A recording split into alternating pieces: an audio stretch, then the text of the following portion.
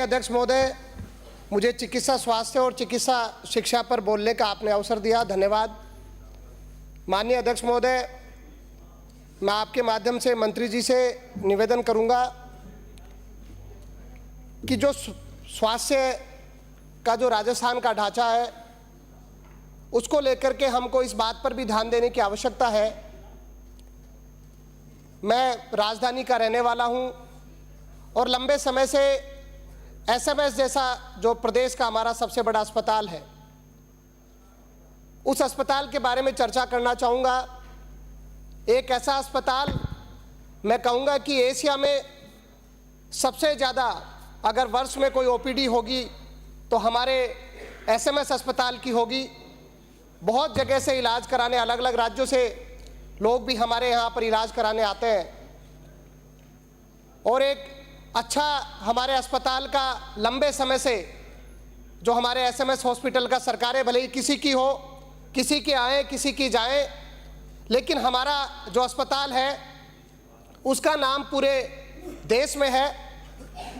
आज हम आए दिन देखते हैं, न्यूज़पेपर में भी कई बार पढ़ते हैं कि मरीज और चिकित्सक के बीच में कोई छोटी मोटी बात हो गई, सरकार और चिकित्सक के बीच में, या चिकित्सा जो हमारे जो एसएमएस अस्पताल के जो विशेषज्ञ हैं या फिर वहाँ का अस्पताल का प्रशासन है, उनके बीच में कोई बात हो गई तो कई बार हड़ताल की स्थिति बन जाती है, प्रदेश में चिकित्सा व्यवस्था चरमरा जाती है और एसएमएस जैसा अस्पताल भी प्रभावित होता है। बहुत सारे मरीज ऐसी स्थिति में, ऐसे हालात में जिस इच्छा के साथ इलाज कराने आते हैं उनको निराशा महसूस होती है। मेरा ध्यान, मैं आपका मंत्री महोदय, मैं आपका ध्यान इसलिए आकर्षित करना चाहता हूँ, ये किसी सरकार और किसी सरकार ने अच्छा किया या किसी सरकार ने गलत किया, किसने बजट कितना दिया कितना नहीं दिया, लेकिन ये प्रदेश का सबसे बड़ा अस्पताल क्योंकि हमारे लिए बहुत आवश्यक है, इसलिए हम सब लोगों को इस विषय पर ध्यान देने की आवश्यकता है कि चिकित्सक और सरकार के बीच में हमेशा एक ऐसे समन्वय की स्थापना की जाए जिससे मरीज को कभी सफ़र नहीं करना पड़े, प्रदेश की चिकित्सा व्यवस्था चरमराए नहीं। ये हालात इसलिए भी कई बार बिगड़ जाते हैं क्योंकि बहुत सारा, मैं आए दिन देखता हूँ कि हमारे एसएमएस अस्पताल की ओपीडी प्रत्येक दिन 10,000 के लगभग रहती है। वहाँ पर चिकित्सा सेवाएं बहुत अच्छी हैं, लेकिन और पद बढ़ाए जाएं ताकि हमारा जो अस्पताल है वो और अच्छे से बने।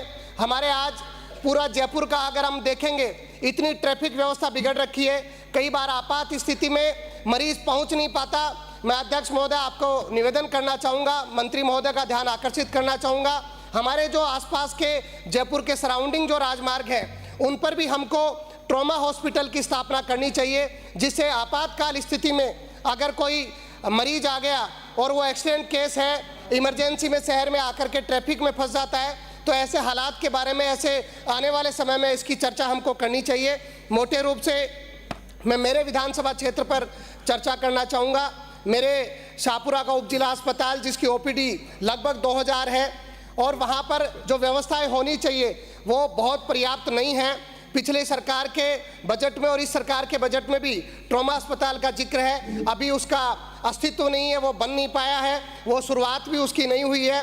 हमारे अस्पताल में बहुत सारी घटनाएं भी कई बार हो जाती हैं, तो वहाँ पर पुलिस चौकी की स्थापना को लेकर भी आप अध्यक्ष मंत्री महोदय आपका ध्यान आकर्षित करना चाहूँगा। हमारे वहाँ पर ब्लड बैंक खुले, हमारे शाहपुरा अस्पताल में ब्लड बैंक बनना बहुत आवश्यक है। हमारे विधानसभा क्षेत्र के जो तिगरिया जहाँ पर उप स्वास्थ्य केंद्र है उसको पीएससी में क्रमोन्नत किया जाए। हमारे अमृतसर जो हमारे स्टेट हाईवे पर है, बहुत बड़ा स्थान है, सीएससी है, उसको वहाँ की परिस्थिति को देखते हुए उप जिला चिकित्सालय बनाया जाए। हमारा खोरा लाडखानी पीएससी को सीएससी में बदला जाए। 1 मिनट मंत्री महोदय, अध्यक्ष जी 1 मिनट। हमारे जो शाहपुरा के चिकित्सा जो पद जो रिक्त हैं, हमारे वहाँ पर पीएससी और सीएससी एसडीएच में चिकित्सा अधिकारियों के 81 पद स्वीकृत हैं, जिनमें 16 पद रिक्त हैं। आप जल्द से जल्द उनका अच्छे चिकित्सकों का पदस्थापन करा करके वह जनता को लाभ दें। हमारे वहाँ पर नवीन नर्सिंग कॉलेज भी खोले जाएं क्योंकि ये जयपुर ग्रामीण का बहुत लंबा क्षेत्र है जहाँ पर बेहद आवश्यकता है कि वहाँ पर नर्सिंग कॉलेज खुले। हमारे अमृतसर में एक एएनएम ट्रेनिंग सेंटर है जिसका भवन जर्जर है, उस भवन का जीर्णोद्वार जल्द से जल्द किया जाए। और मैं आपसे निवेदन करना चाहूँगा, जिस प्रकार की शिक्षा और चिकित्सा व्यवस्था होनी चाहिए, उसको लेकर के प्रदेश की सरकार को बहुत गंभीर होकर के उस पर काम करना चाहिए। मैं माननीय मंत्री जी को जवाब देने के लिए कहूँ, बोलने का मौका दिया। माननीय मंत्री जी 1 मिनट, माननीय मंत्री, उसके पहले